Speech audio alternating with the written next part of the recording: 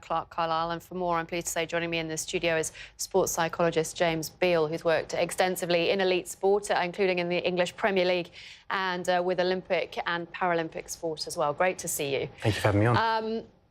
This is a conversation that no doubt needs to be had and needs to be had more and more when it comes to professional athletes.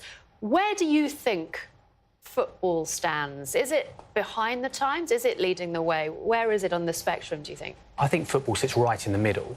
There's lots of high-profile examples within football. We've got Clark Carlisle there. I think we could mention Gary Speed. We could also mention Michael Carrick coming out and talking about his mental health issues. I think the issue with football is that it's more magnified in football because they're paid such high wages. People find it very difficult to understand how they can be suffering from depression. And I think that's a misunderstanding of the issue. Is it precisely because of their high profile, because of their high earnings? Is there something about football that makes these top-flight footballers more susceptible to these issues than maybe some other sports people? Yeah, I think there's definitely something in that. So, for example, normally you'd look at two factors. You'd look at a genetic predisposition to a mental health issue and you'd look at life events. And I think life events within football are more likely to be up and down than they are for most of us.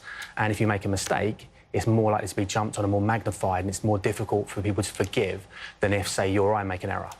With the athletes that you have dealt with, what is the biggest issue, the biggest thing that stops them speaking about it? Yeah, well, I think there's a stigma in mental health generally, and athletes build and the stigma is based around weakness, that you're weak if you've got a mental health issue.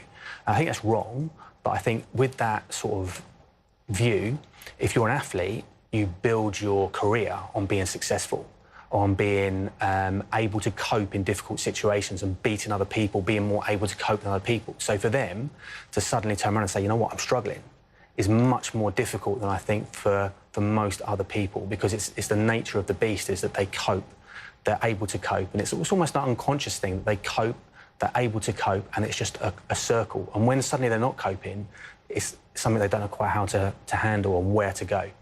But in terms of impact on their sporting ability, if somebody was to actually accept this as an issue to be dealt with, does it arguably make them even better at what they do?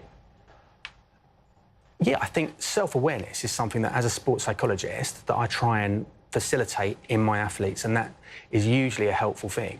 So I think having an understanding that there are certain conditions whereby you get very down, and trying to avoid those conditions is very, very useful. And very briefly, is there anything in terms of the differences between men and women and male and female athletes with this? I don't know about athletes, but what I do know is that females are more likely to suffer a mental health issue than males in the general population. I'm not aware of any stats that tell us that there's a difference within athletes. Most of the examples that we hear about are males, but I think that might be because males are more likely to be featured in the high-profile media. OK, James, thanks very much indeed. Fascinating subject that needs to be talked about, and we have got plenty more on the issue of sport and mental health online at cnn.com/sport. Up next.